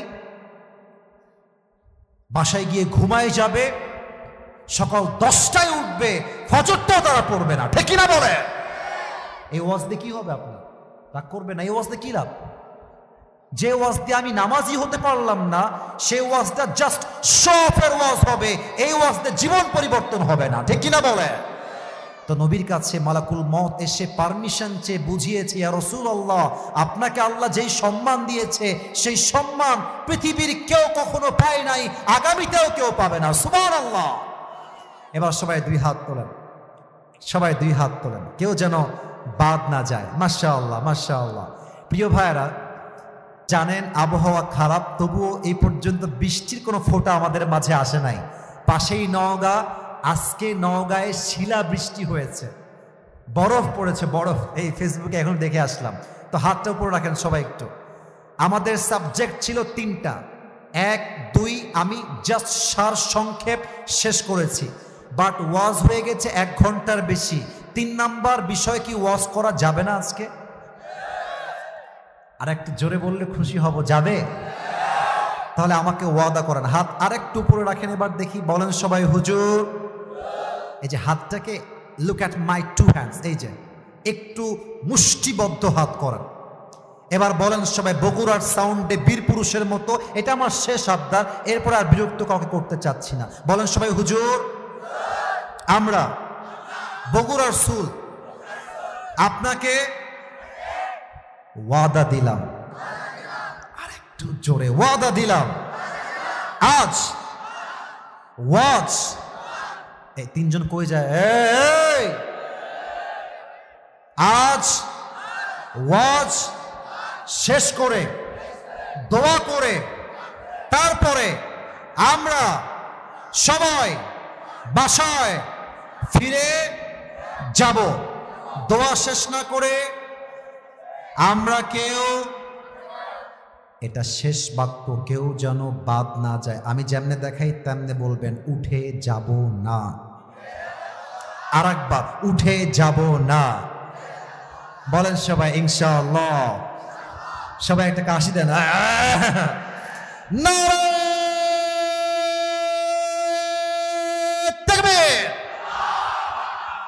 তিন নাম্বার ছিল আমার নবীর আদর্শ। আমি 3টা ভাগ করছি আদর্শকে। 1 হচ্ছে বাবা হিসেবে, 2 হচ্ছে নানা হিসেবে, 3 নাম্বার স্বামী হিসেবে। এবার সবার থেকে শুনতে চাই, আদর্শকে আমরা 3টা ভাগ করেছি। 1 নাম্বারে বাবা, 1 নাম্বারে, আরে ইয়ার জোর সে বলো, 1 নাম্বারে, 2 নাম্বারে নানা, 2 নাম্বারে, 3 নাম্বারে স্বামী, 3 নাম্বারে বাবা হিসেবে আদর্শ কেমন ছিল? খুবই শর্টকাটে বলছি। নবীর একমাত্র কলিজার টুকরা মেয়ের নাম হচ্ছে ফাতেমা। ফাতেমার বিয়ের বয়স যখন হয়ে গেল, নবীজি ডাক দিয়ে বলছেন, হে সাহাবায়ে কেরাম, তোমরা কারা কারা আমার মেয়ে ফাতেমাকে বিয়ে করতে চাও? কারা কারা আমার জামাই হতে চাও? প্রস্তাব নিয়ে আমার কাছে হাজির হয়ে যাও। প্রথমে প্রস্তাব নিয়ে আসলেন ওমরে ফারুক রাদিয়াল্লাহু তাআলা আনহু। এসেই বলছেন, ইয়া রাসূলুল্লাহ, I wanna marry your daughter. হে রাসূল, আমি আপনার মেয়েকে বিয়ে করতে চাই, আপনার জামাই হতে চাই, আপনি কি রাজি আছেন? নবীজি ইয়াসও বললেন না, নো বললেন না, জাস্ট মাথা নিচু করলেন, চুপচাপ বসে আছেন। এবার ওমরে ফারুক বুঝে গিয়েছে আমার প্রস্তাবটা রিজেক্টেড, আমার প্রস্তাব ক্যান্সেল, আমার কোনো খাওয়া নাই, সম্মানের সঙ্গে বের হয়ে গেছে। আরেকজন সাহাবী আসছে, ইয়া রাসূলুল্লাহ, আমি আপনার মেয়েকে বিয়ে করতে চাই, রাসূল আপনার কি পারমিশন আছে কিনা? আবার নবীজি মাথা নিচে, no yes, no no. Yes বলেন নাই, নো বলেন নাই, মাথা নিচে। ওই সাহাবী বুঝে গিয়েছে যে আই গট রিজেক্টেড, আমার দ্বারা এই বিয়ে সম্ভব নয়, তিনি বের হয়ে গেছেন। এবার আমার 4টা আঙ্গুল দেখবেন। প্রথমে 2 জন সাহাবী আসছে, রিজেক্টেড, তারা বের হয়ে গেছে। আর বাহিরে আরো 2 জন সাহাবী আছে, এক হচ্ছে আব্দুর রহমান বিন আউফ, আর এক হচ্ছে আলী রাদিয়াল্লাহু তাআলা আনহু। তো যুবকরা একটু বুঝবা ভালো, দেখবেন যুবকরা আজকাল এত দুষ্টু। আরে ভাই, যুবকদের কথা কি বলবো, ক্লাস 5-এর ছেলে বলছে, হ্যাঁ এটা আমার, দেখবি না ওকে, এটা আমার। ভুল বললাম না ঠিক বললাম? ঘুরতে গেছে মমইনে, বলছে বন্ধু ওইটা তোর, এইটা আমার। আছে না নাই? তো বন্ধুরা অনেক দুষ্টামি আমরা করি। তো দেখেন, আলী দাঁড়িয়ে আছে, আব্দুর রহমান বিন আউফও দাঁড়িয়ে আছে। আব্দুর রহমান বিন আউফ বলছে, আলী বন্ধু, এই 2 জন তো নবীর কাছে গিয়ে রিজেক্ট হয়ে গেছে, জামাই হতে পারে নাই, বাট বন্ধু আমার একটা বিশ্বাস আছে, তুমি আলী যদি নবীর কাছে বিয়ের প্রস্তাব নিয়ে যাও ফাতেমার জন্য, আমার বিশ্বাস নবী তোমাকে খালি হাতে ফিরাই দিবে না, সুবহানাল্লাহ। আলী বলছে ডাজন্ট মেক এনি সেন্স। আরে তুমি কি কও মিয়া, ধুর, আমার না আছে বাড়ি, না আছে টাকা, না আছে সম্পদ, না আছে বিজনেস, আই হ্যাভ নাথিং। আমার সঙ্গে তো জামাই হিসেবে কখনো মেয়ে দিবেই না। নো প্রবলেম, একটু চান্স মেরে আসো। চান্স মারতে দোষ কোথায়? আরে না না, হবে না। কেন হবে না? এটা যুবকরা বুঝবেন। আজকালকার মেয়ের বাবারা টাকা ছাড়া মেয়েকে বিয়ে দিতেই চায় না। আর মুরব্বীরা, আপনাদেরকে আমি অসম্মান করছি না, আই বিলিভ দ্যাট প্রত্যেকটা মুরব্বী এখানে নবীর আদর্শে বিশ্বাসী। বাট এই দেশে এমনও কিছু মুরব্বী আছে জামাইয়ের কাছে টাকা দেখলে, সরকারি চাকরি দেখলে বুইরা টাকলার সঙ্গে মেয়েকে বিয়ে দিয়ে দেয়। আলী বলছে আমার তো কিছু নাই, আমাকে তো বিয়ে দিবে না বন্ধু, আমাকে মাফ করো প্লিজ, আমি যাব না। আরে বন্ধু যাও তো, একটু ট্রাই করে আসো। এবার দেখেন মজার হাদিস। এবার আলী আসছে নবীর কাছে বিয়ের প্রস্তাব নিয়ে। তো এই হচ্ছে ফ্রন্ট গেট, নবীজি এখানে বসে আছেন। তো আলী একবার গেট দিয়ে ঢুকে এই পার দিয়ে বের হয়ে যায়, এই পার দিয়ে ঢুকে এই পার দিয়ে, নবীর কাছে আসে না। আরে ভাই, মেয়ের বাপের কাছে বিয়ের প্রস্তাব নেওয়া কত বেশি কঠিন, এটা যুবকরা ছাড়া কেউ বুঝবে না। তো নবীজি বলছে আলী কি কি এরকম তিরিং বিরিং করছো কেন, আমার কাছে আসো, কি বলবো আমাকে বলো, বসো এখানে বসো। আলী থরথর করে কাঁপছে। ইয়া রাসূলুল্লাহ, একটা কথা বলতে চাই। কি? বলো বলো বলো। বলছে নবী, হে আমি তো আপনার মেয়ে ফাতেমাকে বিয়ে করতে চাই, আপনি কি রাজি আছেন? তো নবী আগের দুইবার কিন্তু কিছুই বলেন নাই, একদম চুপচাপ। কিন্তু নবী এবার একটা শব্দ বললেন, আলী যাও ইনশাআল্লাহ। সুবহানাল্লাহ পড়বেন না তো? কিন্তু আলী রাদিয়াল্লাহু তাআলা আনহু ইনশাআল্লাহর অর্থটা আসলে কি বোঝে নাই। ঝামেলা লেগে গেছে, বাহিরে বের হয়ে আসছে, মুখটা বাংলার পাঁচের মতো হয়ে গেছে, মন খারাপ। ইসরে, আমিও ছায়া খাইলাম, এখানে বিয়ে হলো না, আমার মনটা খুবই খারাপ। আব্দুর রহমান বিন আউফ দূর থেকে দেখছে বন্ধু গেল খুশি মনে, আসলো কষ্ট নিয়ে। ব্যাপার কি বন্ধুর, হইল কি? ইয়া আলী, খবর কি, আপডেট কি, আমাকে বলো। আলী বলছে বন্ধু আমিও রিজেক্টেড, আমারও বিয়ে হবে না, ফাতেমাকে আমি পাবো না। তা আব্দুর রহমান বিন আউফ বিশ্বাস করতে পারছে না। বন্ধু নবী কি কিছুই বলে নাই? বলছে হ্যাঁ, নবীজি জাস্ট একটা শব্দ বলেছেন ইনশাআল্লাহ, আর কিছুই বলেন নাই, ইয়েস বলেন নাই। আব্দুর রহমান বিন আউফ বলছে বন্ধু তোমার তো মাথায় বুদ্ধি একটু কম দেখছি। আরে নবীর ইনশাআল্লাহ মানেই তোমার বিয়ে অর্ধেক ডান হয়ে গিয়েছে। সুবহানাল্লাহ। এখন দেখেন আদর্শটা কোথায়। আব্বাজান মায়েরা আদর্শ বুঝবেন। নবীজির কাছে ওহী আসছে ফাতেমার সঙ্গে আলীরই বিয়ে হবে, এটা আল্লাহর পক্ষ থেকে সিদ্ধান্ত। তবুও নবীজি ইয়েস বলেন নাই, একটাই শিক্ষা দেওয়ার জন্য নবী ফাতেমার কাছে আসছে। এসে বলছে ফাতেমা, ও আম্মা জান একটা কথা আছে শুনবেন। আব্বাজান বলেন কি কথা, বলেন আব্বা কি বলবেন। ফাতেমা, আমি তোমার জন্য একটা পাত্র দেখেছি বিয়ে দেওয়ার জন্য, তুমি কি বিয়ে করবা? ফাতেমা বলছে আব্বাজান পাত্রের নাম কি? বলছে ইসমুহু আলী, তার নাম হচ্ছে আলী, বিয়ে করবা? তো ফাতেমা কিন্তু ইয়েস বলেন নাই, জাস্ট একটা মুচকি হাসি দিয়েছে। আর মাথায় রাখবেন আব্বাজান, যুবক ভাইয়ারা, মেয়েরা বিয়ের ক্ষেত্রে ইয়েস না বলে যদি জাস্ট একটা মুচকি হাসি দেয়, বুঝে নিবেন দাল মে কুছ কালা তো জরুর হ্যায়। তার মানে সে বোঝাচ্ছে যে এই বিয়েতে আমি রাজি আছি আব্বা, তুমি দিলে আমি বিয়ে করে ফেলবো, ঠিক কি না? এখন শিক্ষা কোথায়? শিক্ষা হচ্ছে আপনি বাপ হয়েছেন, আপনি মেয়েকে বড় করেছেন, খাওয়াইছেন, পড়াইছেন, তার মানে এটা নয় যে আপনি যেখানে মন চায় যেমনে মন চায় আপনার মেয়েকে পারমিশন ছাড়া কোনো গাঞ্জাখোরের সঙ্গে বিয়ে দিবেন। এটা নবীর আদর্শ হতে পারে না যুবক ভাই। মেয়েকে বলবেন যে মা তুমি রাজি আছো কিনা, তুমি ইয়েস বললে আমি ইয়েস, তুমি না বললে আমিও না, তুমি রাজি আমিও রাজি, তুমি রাজি নও আমরাও রাজি নই। এটাই হচ্ছে নবীর আদর্শের কথা, ঠিক কিনা বলে? বাবা হিসেবে আদর্শ। আর দুইটা কথা বলে শেষ করছি। নবী ছিলেন একজন নানা, নবী যে নানা ছিলেন, নাতি ছিলেন দুইজন। কি কি বলতে পারেন? এই যে বলতে ভয় পাইলেন, হাসান আর হুসাইন। বলেন সবাই হাসান আর হুসাইন। কয়েকটা হাদিস বলবো, ভেরি শর্টকাট, আর মাত্র 5 মিনিটে শেষ করে ফেলছি।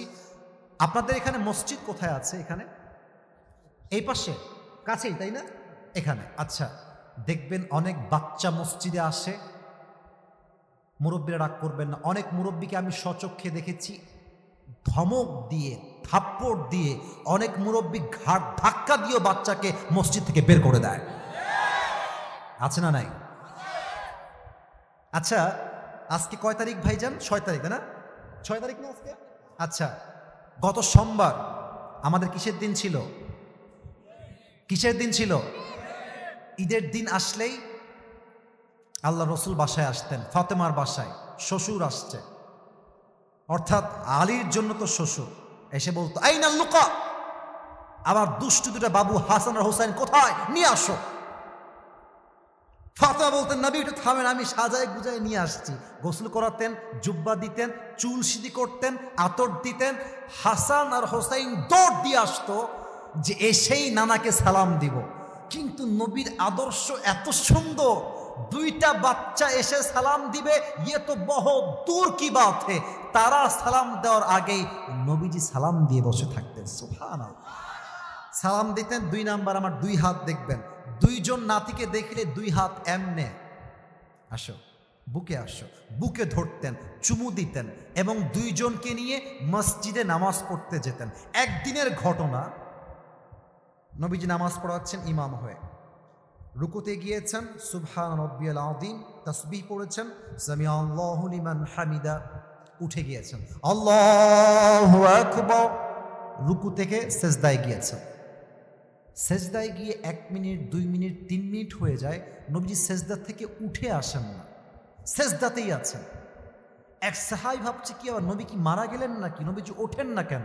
তো আমার দিকে দেখবেন, সেজদায় আছে এভাবে, জাস্ট নবীকে চেক করার জন্য মাথাটা হালকা একটু উঠিয়েছে যে নবী ঠিক আছেন কিনা, নবীজি মোটামুটি ঠিকঠাক আছেন কিনা দেখার জন্য। যখন মাথা উঠিয়েছে, দেখছে অবাক করা কাণ্ড, নবী উঠবে কেমন করে, নবীর ঘাড়ের এখানে হাসান আর পেছনে হোসাইন চড়ে বসে আছে। সুবহানাল্লাহ। ওই সাহাবী ভাবছে ও আচ্ছা আচ্ছা এই সমস্যা, তাহলে আমি এক কাজ করি, আমি হাসান আর হোসাইনকে ধরে নামাই দেই, নবীজি আল্লাহু আকবার দিয়ে উঠে যাবে।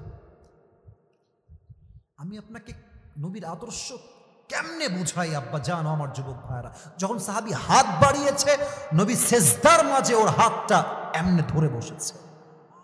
নবীজি মেসেজ দিয়েছেন, আমার 2 নাতি যতক্ষণ পর্যন্ত আমার কাঁধে আছে, আমি সেজদায় ততক্ষণ পর্যন্ত থাকবো, কেউ ডিস্টার্ব করতে আসবে না। সুবহানাল্লাহ। নবী চাইলে ধাক্কা দিয়ে ফেলতে পারতেন, বাট নবীজি মেসেজ দিয়েছেন, আজকে যেই বাচ্চাকে মসজিদে আসার পরে তুমি আদর করবা, ভালোবাসবা, চুমা দিবা, চকলেট দিবা, মায়া করবা, আদর করে ভালোবেসে গ্রহণ করবা, এই বাচ্চা 5 ওয়াক্ত নামাজি হওয়ার পরে, যুবক হওয়ার পরে, সেই বাচ্চা ওমরের মতো গোটা বিশ্বকে ইসলামের শাসনতন্ত্র কায়েম করে দেখাতে পারবে। আপনি বাচ্চা আসলো থাপ্পড় দিলেন, আপনি বাচ্চা আসলো, এই তোর বাপের নাম কি রে, এই মসজিদের বাপের জায়গা তুই ছিলিস, এই বের হ বের হ। ওই বাচ্চা থর থর থর থর করে কাঁপে, এবং যখন মসজিদ থেকে বের হয়ে আসে, আগামী 2 মাস সে মসজিদে যায় না। আপনি চকলেট রাখবেন, বাচ্চা আসে চকলেট খাওয়াবেন, আরে আজকে যেই বাচ্চা বগুড়ার ধূপচাচিয়ায় নামাজি হয়ে যাবে, হতে পারে সেই বাচ্চা আগামীতে বাংলাদেশে ডক্টর মিজানুর রহমান আজহারি হয়ে যেতে পারে, ঠিক কিনা বলে? নবীর আদর্শ বোঝেন, বাচ্চাদেরকে তাড়িয়ে দিবেন না। আচ্ছা আমি আমার কথা বলি, আমি এত ওয়াজ করলাম, 2-1টা কথা আমার না বললে তো ভালো লাগবে না, এটা ভালোবাসার জন্য, নবীর আদর্শকে বোঝাবার জন্যই বলছি। আমাকে এই ছোট্টবেলায় যে মুরব্বীরা আদর করেছিল, তারা তো কখনো ভাবে নাই যে আসিফ একদিন, আমি খুব বড় নিজেকে দাবি করছি না, বাট আমি যেই কাজটা করছি এটা অনেক বড় কাজ। আমি বড় না, বাট যে কাজটা আমি করছি ইসলামের দাওয়াত, এটা অনেক বড় কাজ। তারা হয়তো ভাবে নাই যে আজকের ছোট্ট বাচ্চা আসিফ একদিন আসিফ হুজুর হবে, সে হয়তো ভাবে নাই, বাট সে আমাকে ভালোবেসেছে, আমাকে আদর করেছে, বুকে জড়িয়েছে। বিশ্বাস করেন, এখনো যখন আমি দোয়া করার জন্য মোনাজাতে হাত তুলি, সেই মুরব্বীর জন্য আমার দোয়া মন থেকে আসে, কলিজার থেকে আসে। তো বগুড়ার ধূপচাচিয়ায় যে বাচ্চাকে আপনি ভালোবাসবেন আব্বা যান, ও একদিন বড় হবে, দুনিয়াতে আপনি আজীবন থাকবেন না, ওদেরকে ভালোবেসে যাবেন। ওই বাচ্চা একদিন হাফেজ হবে, একদিন আলেম হবে।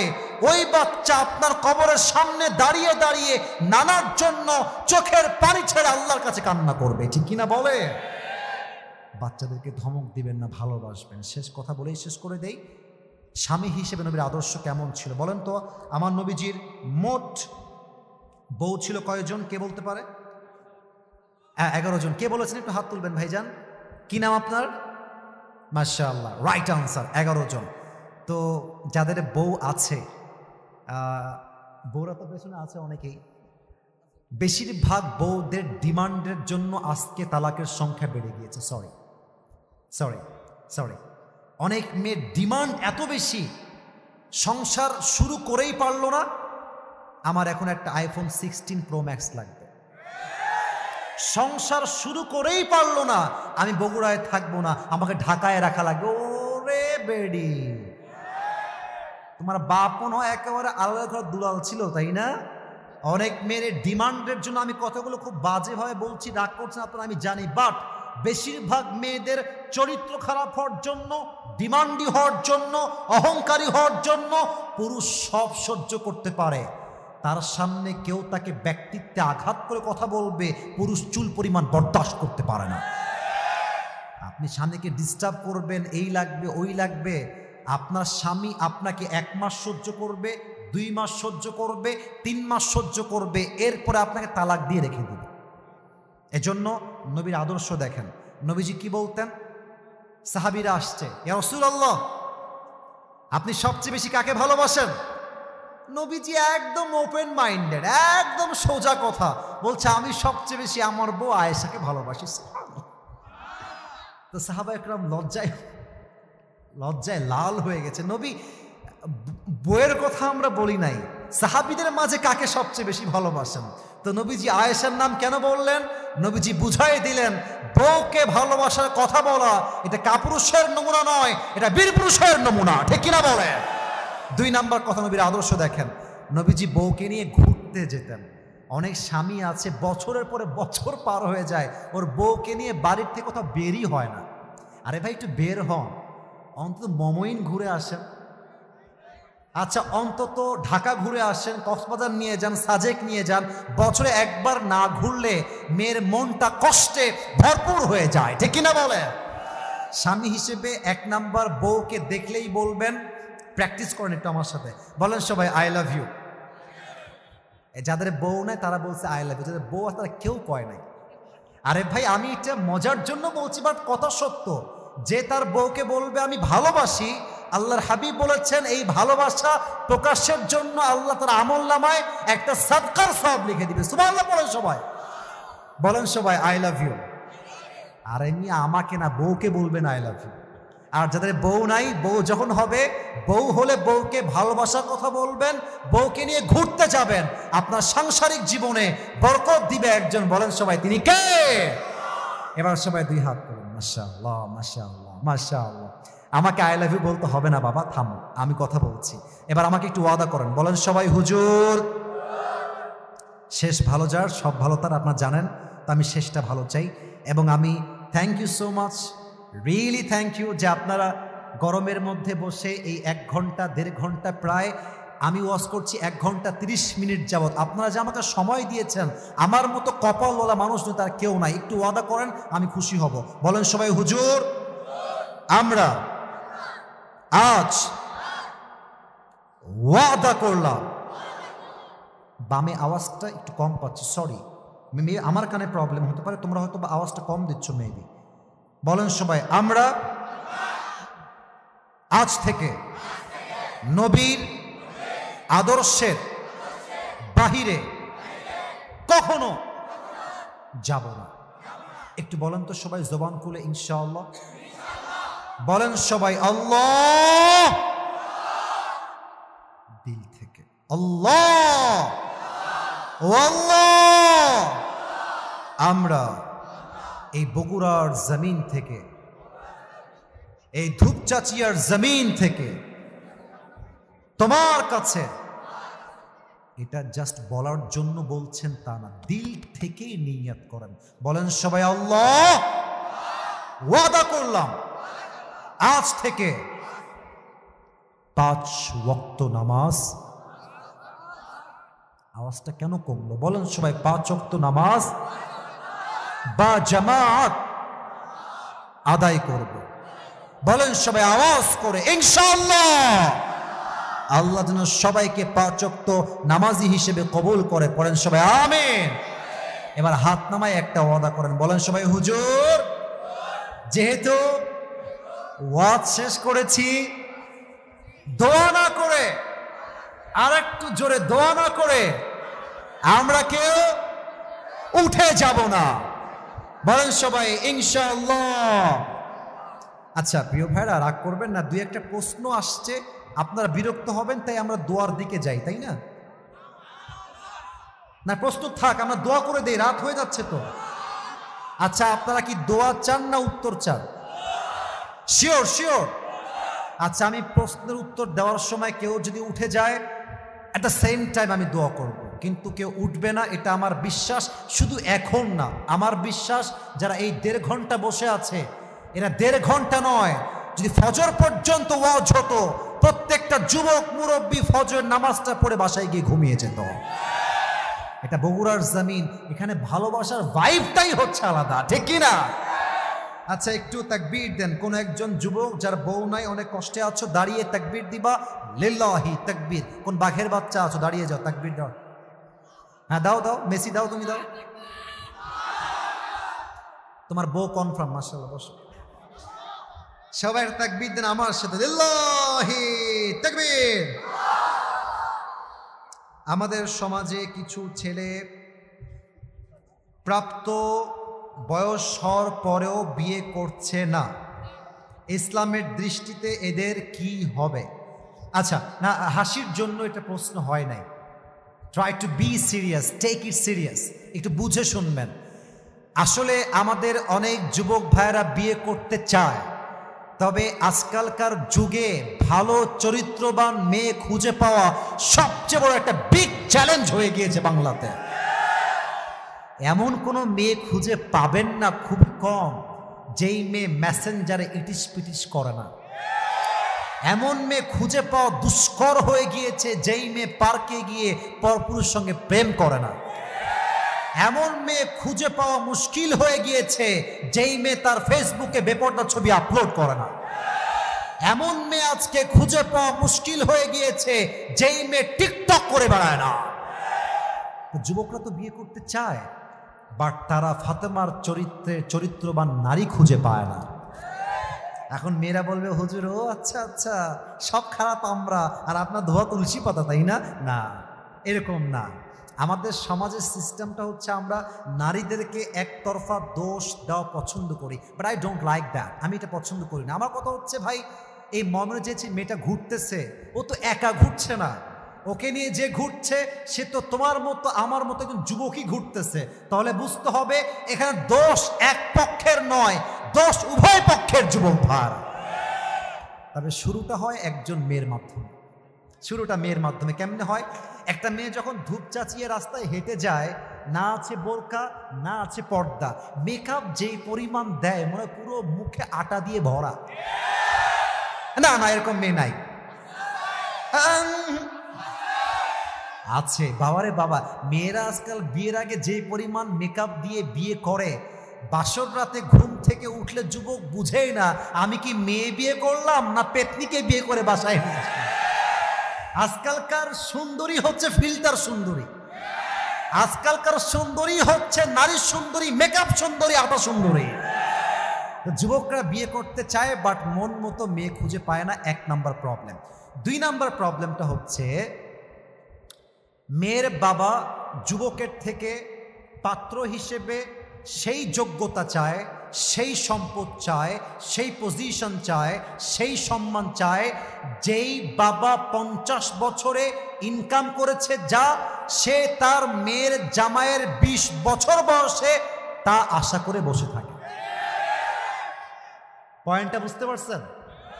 মানে মুরব্বীর বয়স 60, আপনার বয়স 20, কিন্তু আপনাকে এমন ভাবে জাস্টিফাই করে, বাবা তোমাদের জমি কয় বিঘা আছে, তোমার বেতন কয় টাকা, তোমার কি গাড়ি আছে কিনা, কেমন বাড়িতে থাকো, আপনি বলবেন যে আব্বাজান আপনার বয়স তো 60, আপনি যা করেছেন তো, আমাকে জাস্ট 5 বছর সময় দেন, আপনার সাথে ডবল করে আমি আপনাকে দেখাই দিয়ে ছাড়বো। আর আমি বুঝি না যে মেয়ের বাবারা অলওয়েজ প্রতিষ্ঠিত ছেলের পেছনেই কেন ঘোরে। আপনাকে বুঝতে হবে আজকে যে বয়স্ক ছেলের সঙ্গে আপনি আপনার মেয়েকে বিয়ে দিচ্ছেন, আপনি যে যুবকটা আজকে জিরো, ওকে মাইনাস করে দিয়েন না, কারণ আজকের হিরো কালকে জিরো হতে পারে, আজকের জিরো কালকে হিরো হতে পারে। আপনি যে টাকলার সঙ্গে বিয়ে দিচ্ছেন মেয়েকে, টাইম উইল চেঞ্জ, সময় সবসময় একরকম থাকে না। আজকে যে টাকলার সঙ্গে বিয়ে দিচ্ছেন অফিসের জব করে দেখে, একটা সময় আসবে এই টাকলা ওই যুবকের অফিসের স্টাফ হবে, আর যুবকটা সে অফিসে একজন বস হয়ে কাজ করবে। It's a matter of time. It's a matter of time.